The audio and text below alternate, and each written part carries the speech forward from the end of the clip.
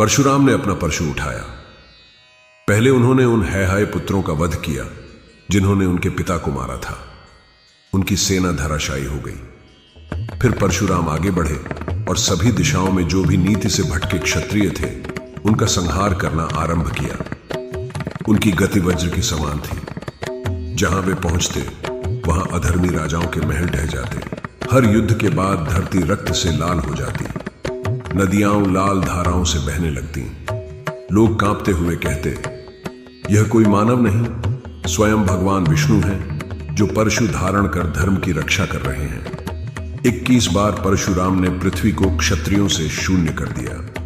हर बार उन्होंने धर्म की ज्योति प्रज्वलित की और ब्राह्मणों को दान दिया। पिता जमदग्नि के वध ने परशुराम के हृदय को अग्निकुंड में परिवर्तित कर दिया था। उन्होंने संकल्प किया, केवल है वंश ही नहीं बल्कि संपूर्ण पृथ्वी पर जो भी अधर्मी क्षत्रिय दिखेंगे उनका संहार करूंगा। धर्म की जड़ें सूख चुकी हैं, उन्हें पुनः सींचना मेरा कर्तव्य है। उनकी यह प्रतिज्ञा सिर्फ एक बदले की भावना नहीं थी बल्कि धर्म की स्थापना का उद्घोष थी। परशुराम ने पहले उन हैहाय पुत्रों का वध किया जिन्होंने महर्षि जमदग्नि का रक्त बहाया था। उनके महल राख हो गए, राजधानी वीरान हो गई।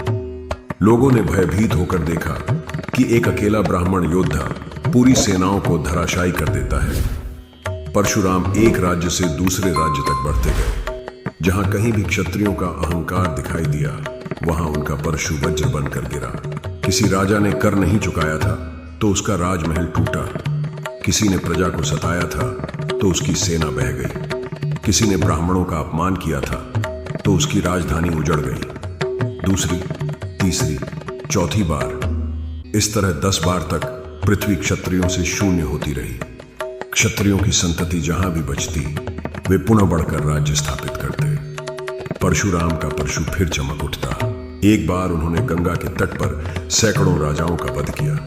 एक अन्य अवसर पर कुरु, यदु और इक्ष्वाकु वंश भी उनके क्रोध से कांप उठे। लोग कहते, क्षत्रियों का बीज धरती पर बच ही नहीं पाएगा। परंतु ब्राह्मणों ने उन्हें बार बार समझाया कि धर्म की रक्षा के लिए कुछ क्षत्रियों का रहना आवश्यक है। इसलिए परशुराम ने केवल अधर्मी और अत्याचारी राजाओं का ही नाश किया। अंततः 21वीं बार उन्होंने क्षत्रियों को परास्त कर दिया। पृथ्वी का भार हल्का हो गया। धर्म की ध्वजा पुनः लहराने लगी।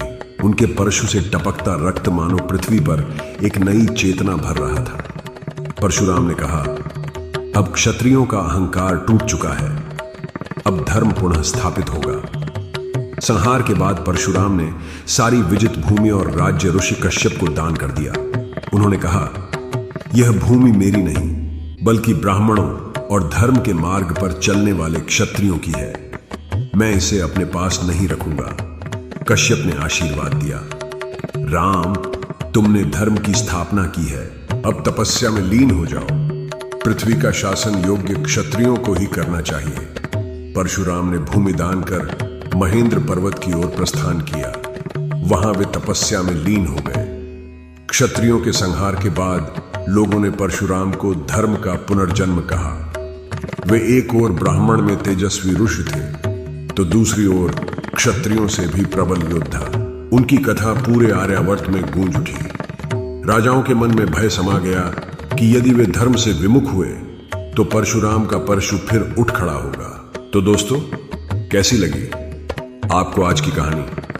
अगर पसंद आई हो तो कृपया वीडियो को लाइक करें और कमेंट में अपनी राय जरूर लिखें। अभी तक आपने हमारी चैनल को सब्सक्राइब नहीं किया तो कर लीजिए ताकि आने वाली हर वीडियो आपको मिलती रहे। नमस्कार, धन्यवाद।